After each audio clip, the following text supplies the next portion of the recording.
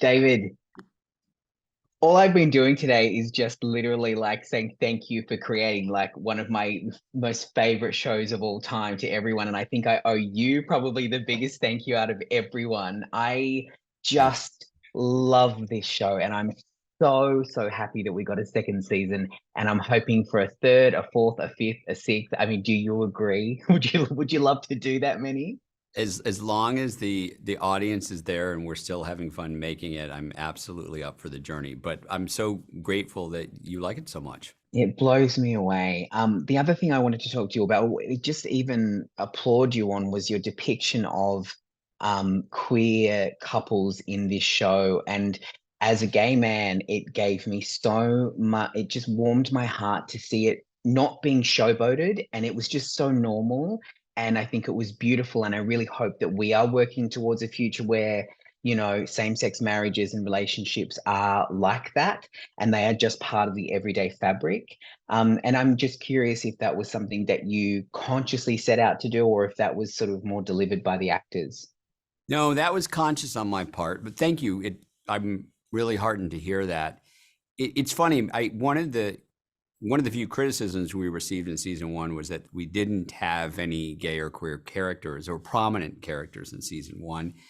And I remember the time thinking, I'm not doing this to fill a quota. I don't want to be virtue signaling. That's not my bag. No. If I'm going to tell a story, I don't want to showboat, as you say. I want to tell a real story. I want to depict a real love story, a real Yes. relationship.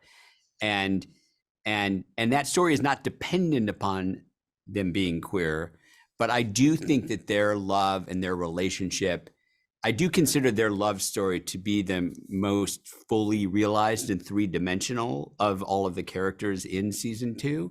And we Yeah. didn't know what Belle's family life or relationship was like in the books. And so I thought, well, why not let it be this? And I thought that was beautiful. And Yeah. the way that the cast did inform it is we reached out to queer actors, and Ben Daniels came in and agreed to play Belle Rios, and he said, I've just come off the Normal Heart on stage with Dino Fetcher, where we play a couple and we have this amazing chemistry.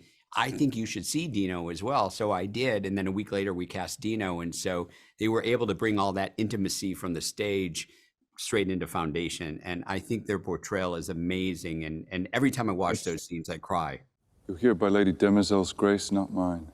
The transport that brought you here can just as easily bring you back. Lady Demoiselle said that Glaywin is still alive. Glaywin... Oh, don't play games. He waits behind that door. You'll see him after we talk. If our talk goes well, you'll find him alive. What's the mission? Reconnaissance. We have an informant on Siwenna. That's a spy's work. Siwenna's not a military threat. Not unless they're weaponizing cacti.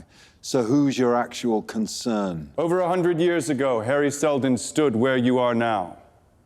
He claimed he could establish a foundation to read the future and shorten a coming age of darkness. Now I believe it was simply a ruse to buy his people time and distance.